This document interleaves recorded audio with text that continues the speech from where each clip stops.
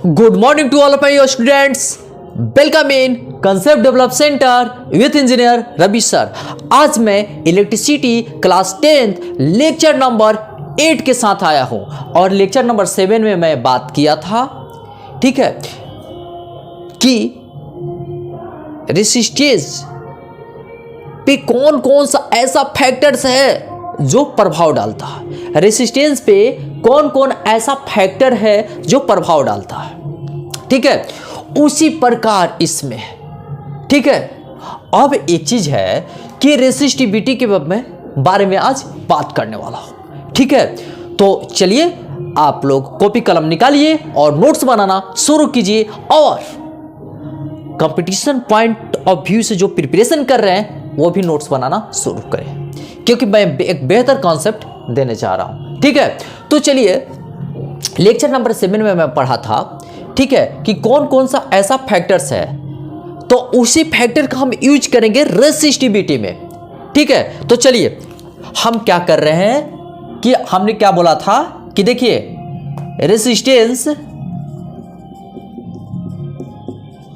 Resistance होता है directly proportional होता है किसका? लेंथ है। किसका लेंथ है? कंडक्टर का, ठीक है। अब एक चीज देखिए, तो इसको मैथमेटिकली कैसे लिख सकते हैं? एल। चलिए 1। अच्छा, एक चीज और बताया था हमने कि जो रेसिस्टेंस होता है, ये रेसिस्टेंस होता है inversely proportional to cross section area. Cross section area, ठीक है। तो कहने का मतलब है R is inversely proportional to A। चलिए इसको दूसरा मान लिया, ठीक है। इसी की हेल्प से रेसिस्टिविटी का डिफिनेशन मिलेगा। चलिए, अच्छा, दोनों को हमने मिला दिया, कॉम्बाइंड इक्वेशन 1 and 2। चलिए, तो हम ऐसे लिखने के लिए एप्लीकेबल हैं, चलिए लिख दिया। अच्छा, जब हम कांस्टेंट को हटाते हैं, जब डायरेक्टली प्रोपोर्शनल को हटाते हैं तो कांस्टेंट का वैल्यू देते हैं, ठीक है। अच्छा, जैसे मैं किसी को, बच्चे को पीट देते हैं, रोने लगता है, तो उसको कुछ ना कुछ चॉकलेट मिठाई देते हैं ताकि चुप हो जाए। उसी प्रकार यहां पर देखिए, डायरेक्टली प्रोपोर्शनल को हटाते हैं तो कुछ ना कुछ कांस्टेंट वैल्यूज दे देते हैं, ठीक है। चलिए देखते हैं क्या देते हैं। R equal to rho L upon A। अच्छा, यहां रो क्या है? तो रो कांस्टेंट है, इसको कहा जाता है कांस्टेंट है, इसको कहा जाता है कॉल्ड, क्या कहेंगे? रेसिस्टिविटी। रेसिस्टिविटी। अच्छा, एक चीज देखिए, इसको पढ़ा क्या जाता है? तो इसको पढ़ा जाता है, देखिए, रो, या ऐसे याद रख लीजिए, रो, इसको पे क्या पढ़ा जाता है? रो पढ़ा जाता है। लिखने के लिए ज़्यादा टेंशन नहीं लेना है, ये नहीं कि सोच में पड़ जाइए कि सर जी कैसे लिख दिए, कुछ नहीं सोचना है, इस तरीके से ऐसे घुमा देना है, देखिए ऐसे, ठीक है। आप जैसे लिखिए, कोई प्रॉब्लम से नहीं है, ये आपके ऊपर डिपेंड करता है कि किस तरीके से आप लिख रहे हैं, ठीक है। चलिए, ये हो गया। रेसिस्टिविटी निकालना है ना। चलिए, तो रेसिस्टिविटी बराबर ये डिवाइड है तो इधर आएगा तो मल्टीप्लाई होगा। चलिए मल्टीप्लाई, ये मल्टीप्लाई है तो इधर आएगा तो डिवाइड होगा। चलिए, हमारा रेसिस्टिविटी निकल कर हो चुका है तैयार, और अब हम एप्लीकेशन अप्लाई करेंगे, ठीक है। हमारा रेसिस्टिविटी हो गया तैयार जैसे, ठीक है। अब एक चीज देखिए, अब इसमें क्या क्या कह रहा है, बहुत ही लॉजिक से, ठीक है। अच्छा, थोड़ा सा रेसिस्टिविटी हमने निकाल लिया, थोड़ा सा यूनिट के बारे में बात कर लेते हैं।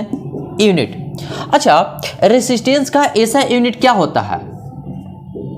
ऐसा यूनिट, SI यूनिट क्या होता है? रेसिस्टेंस का ओम होता है। अच्छा, एरिया का क्या होता है? मीटर और स्क्वायर होता है। लेंथ का क्या होता है? मीटर होता है। तो कहने का मतलब होता है, इसको देखिए, यूनिट के बारे में बात कर रहा हूं तो हम ओम लिख सकते हैं। इसके लिए एरिया के लिए मीटर स्क्वायर लिख सकते हैं और लेंथ के लिए मीटर लिख सकते हैं। देखिए मीटर मीटर हो गया कैंसिल, तो ओम मीटर। ठीक है, क्या पढ़ा जाता है इसको? ओम मीटर। कहीं कहीं डैश दिया जाता है तो उसे कोई प्रॉब्लम नहीं आता है। कोई बोलेगा कि रेसिस्टिविटी का ऐसा यूनिट क्या होता है? ओम मीटर। अब एक अच्छा खूबसूरत तरीके से इसका डिफिनेशन देने वाला हूं, तब तक आप नोट कीजिए। चलिए डिफाइन कैसे करेंगे? डिफाइन, ठीक है, तो हम लिख सकते हैं। देखिए यहां से आइडिया मिल जाता है, घबराना नहीं है। कहां से आइडिया मिलता है? यहां से डिफिनेशन का आइडिया मिलता है। अब एक चीज जरा सा देखिएगा, यहां से लिख देंगे कि resistivity is the property of material. Resistivity is the property of material. तो देखिएगा रेसिस्टिविटी इज लिख देते हैं कि the property of material, the property of conductor लगा देते हैं, द प्रॉपर्टी ऑफ कंडक्टर। देखिएगा ध्यान से, which is directly proportional to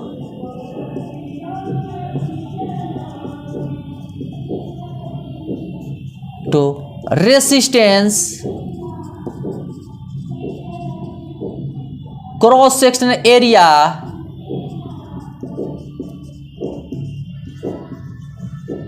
and inversely proportional to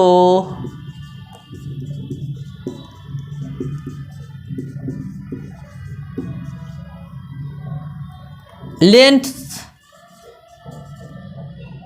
ठीक है, inversely proportional to length. This is the definition of resistivity. Unit के बारे में हमने लिख दिया, ठीक है, और कुछ बारे में बात करता हूं। रेसिस्टिविटी किसी भी मटेरियल का जीरो नहीं हो सकता है। चलिए इसके लिए रेसिस्टिविटी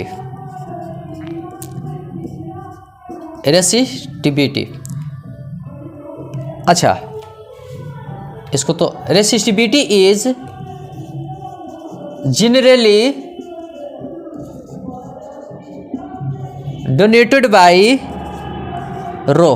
ठीक है, इसको कहते हैं रो। अच्छा, इट्स एसआई यूनिट इज, ये भी लगा देते हैं, it's SI unit is ohm metre. Ohm metre and denoted by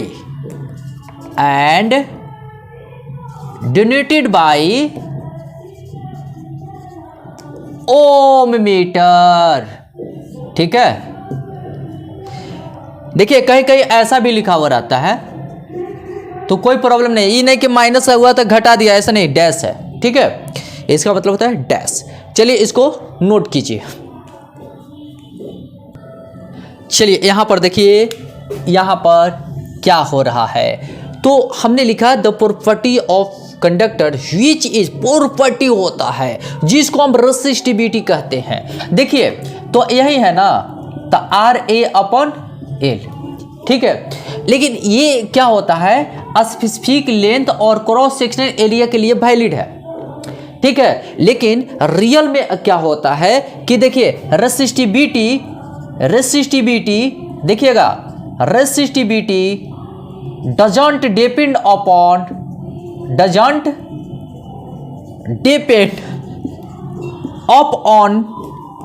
length and cross section area.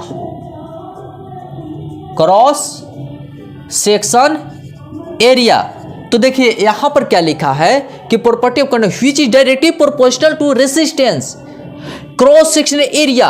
Cross section area का डायरेक्टली प्रोपोर्शनल होता है, लेकिन लेंथ के इन्वर्सली प्रोपोर्शनल होता है।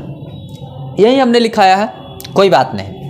तो लिखाया है तो ये specific length, specific cross section area definite है, लेकिन रियल में resistivity does not depend upon, याद रखिएगा, resistivity does not depend upon length and cross section area. दूसरा चीज, it's depend upon its depends upon nature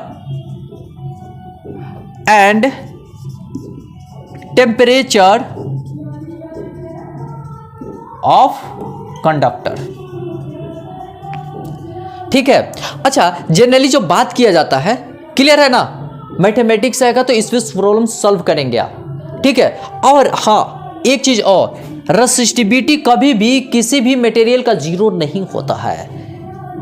ठीक है, याद रखें, रेसिस्टिविटी किसी भी मटेरियल का जीरो, रेसिस्टेंस जीरो हो सकता है लेकिन रेसिस्टिविटी जीरो नहीं होता है। कुछ ना कुछ रेसिस्टिविटी होता है, कम रहे, बहुत कम रहे, लेकिन होता है। ठीक है, तो रेसिस्टिविटी नेवर जीरो, यानी कि इसको इतना क्यों लिखेंगे? अच्छा चलिए लिख दिया, तो रेसिस्टिविटी नेवर जीरो, ये कभी जीरो नहीं होता है। ठीक है, इस पर विशेष ध्यान दीजिएगा। अच्छा, रेसिस्टिविटी जो होता है ना, एलॉय का बहुत ज़्यादा होता है। देखिए, अगर एलॉय का रेसिस्टिविटी के बारे में बात करते हैं, रेसिस्टिविटी, ठीक है, रेसिस्टिविटी बात करते हैं। देखिए, ये एलॉय और ये है प्योर मेटल, तो प्योर मेटल से रेसिस्टिविटी किसका ज़्यादा होता है? एलॉय का। चलिए इसको नोट कर लीजिए। चलिए, ये देखा हमने एलॉय और रेसिस्टिविटी। हमने क्या बोला है कि एलॉय का जो रेसिस्टिविटी होता है प्योर मेटल से बहुत ज़्यादा होता है। ठीक है। अब देखिए, एलॉय का नाम लिख लिए, ये याद कर लीजिएगा, मैग्नीन। मैग्नीन किससे किससे मिलकर बना होता है? तो कॉपर मैग्नीज निकल रहता है। रेसिस्टिविटी ये याद करने की जरूरत नहीं है। ठीक है, लेकिन हमने फिर भी लिख दिया है। कॉन्स्टेंटन, कॉपर और निकेल। नाइक्रोम किससे मिलता है? निकेल, क्रोमियम, मैग्नीज, फेरस से मिलकर बना होता है। ठीक है, तो ये एलॉय का नाम लिख लीजिएगा। और जो भी कंपटीशन के देख रहे हैं तो ये विशेष करके ध्यान में रखें, क्योंकि अक्सर कंपटीशन में आ जाता है। और इट हैज़ हाई रेसिस्टेंस, तो ये नाइक्रोम होता है ना, नाइक्रोम का रेसिस्टेंस क्या होता है? सबका रेसिस्टेंस हाई होता है, लेकिन ये specially I am talking about nichrome. Nichrome का रेसिस्टेंस बहुत ज़्यादा हाई होता है और ये इसका ऑक्सीडेशन नहीं होता है, इसीलिए नाइक्रोम का तार यूज किया जाता है ना, वो हीटर में, इलेक्ट्रिक हीटर में। ठीक है, वो बहुत ही ज़्यादा इसका रेसिस्टिविटी होता है, जिसके कारण वो हीट ज़्यादा प्रोड्यूस करता है। ठीक है, तो कहने का मतलब होता है कि ये does not go under oxidation, इसमें ऑक्सीडेशन नहीं होता है। रेसिस्टिविटी, कंडक्टर, सेमीकंडक्टर, इंसुलेटर के बारे में बात करता हूँ, तो जो रेसिस्टिविटी होता है वो हमने क्या बोला कि depends upon nature of material. Conductor, insulator, semiconductor क्या है? मटेरियल का नेचर है, राइट ना। टेम्परेचर, टेम्परेचर पे भी डिपेंड करता है। ठीक है, तो अब एक चीज क्या है इसमें कि रेसिस्टिविटी जो लाइज करता है सेमीकंडक्टर का कंडक्टर एंड इंसुलेटर के बीच में होता है। और अब यहाँ पर आई होप आप लोग को बहुत ही अच्छे तरीके से समझ में आ गया होगा। तो चलिए, जहाँ रहिए मुस्कुराते रहिए, हंसते रहिए, गाते रहिए और चैनल को सब्सक्राइब करना मत भूलिए। ठीक है, और इसी के साथ इस टॉपिक को एंड करते हैं। जय हिंद, जय भारत, जय concept develop centre and all the best.